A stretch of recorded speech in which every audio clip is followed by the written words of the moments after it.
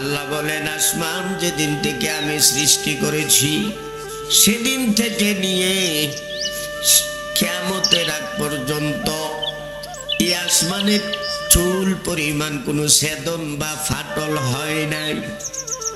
কিন্তু কিয়ামতের দিন এত বড় বড় ভয়ানক ভূমিকম্প হবে, আল্লাহ বলেন আসমান ভেঙে টুকরা টুকরা হইয়া পড়বে।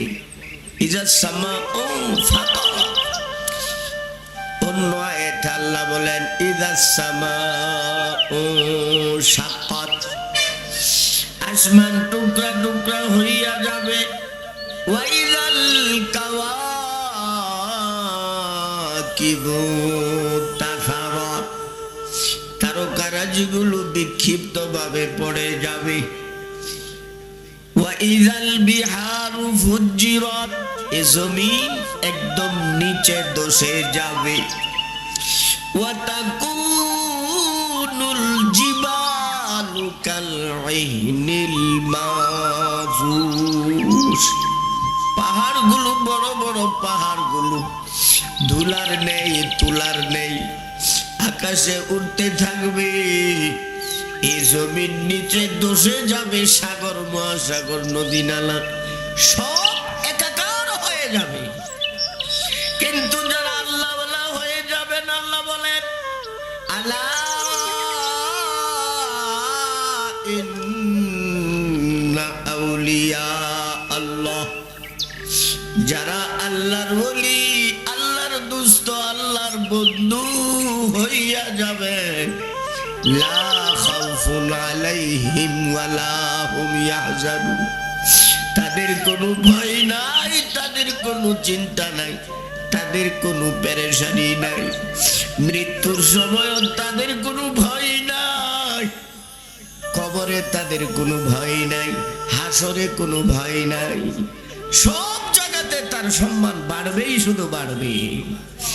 আল্লাহর ওলি হওয়ার দরকার আছে কিনা? এখানে একটা প্রশ্ন, যদি আল্লাহর ওলি তুমি আমি না হই, ক্ষতিটা কি? ক্ষতিটার ব্যাপারে শুধু 2-4-5 মিনিট আমি বলতেছি। এমন একটা বিষয় বন্ধু একজনে অস্বীকার করতে পারবা না। পরকাল সম্পর্কে মতবিরোধ আছে। যারা মুরতাদ নাস্তিক, তারা বিশ্বাস করে না, জান্নাত জাহান্নাম বিশ্বাস করে না।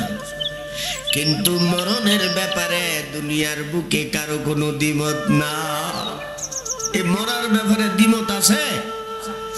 মরার ব্যাপারে দুনিয়ার বুকে কারো কোনো দ্বিমত নাই।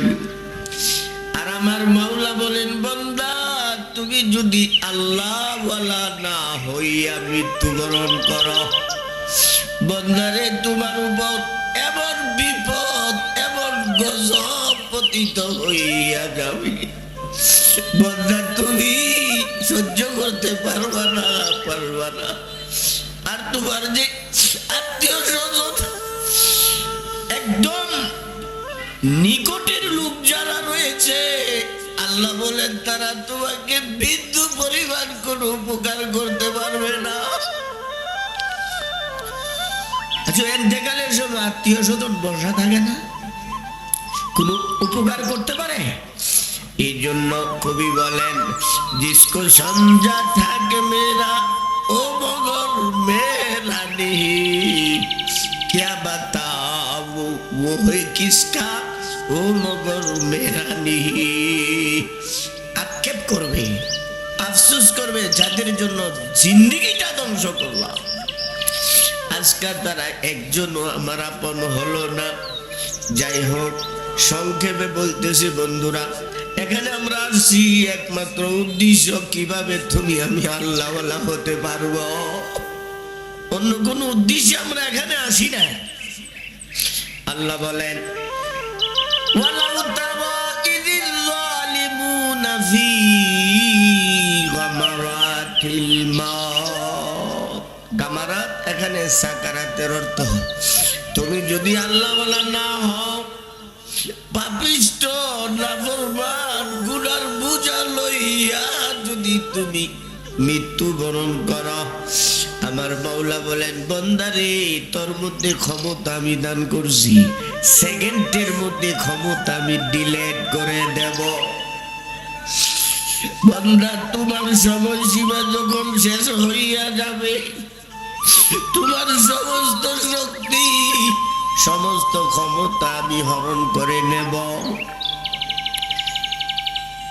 টু শব্দ করার ক্ষমতা তোমার মাঝে থাকবে না। তুমি যে একটা টু শব্দ করবা যে আমার সামনে আজরাইল দাঁড়ানো, আজরাইল থেকে আমাকে বাঁচাও, এমনকি হাতটা এ পাশ থেকে ওই পাশে নেওয়ার ক্ষমতা তুমি পাইবা না। আল্লাহ বলেন, বান্দা তোমার চোখের পর্দা সরাইয়া দেব। এই চোখে একটা পর্দা আছে বান্দা, এই চোখের পর্দা সরাই দিলে তুমি আমি সব কিছু দেখতে পারবো। পরকালের জগৎ তোমার সামনে ওপেন হইয়া যাবে। এই জন্য ফরিদউদ্দিন আত্মার রহমতুল্লাহ আলাইহি বলেন, মর্দ মারা সর্বসর দর খাবুদা গশতে বেদারা কেউ রফত জাহা। সারা দুনিয়ার মানুষ তোমরা ঘুমের ঘরে রয়েছ, স্বপ্ন দেখতেছ, স্বপ্ন, কিন্তু তোমার একদিন স্বপ্ন ভেঙে যাবে।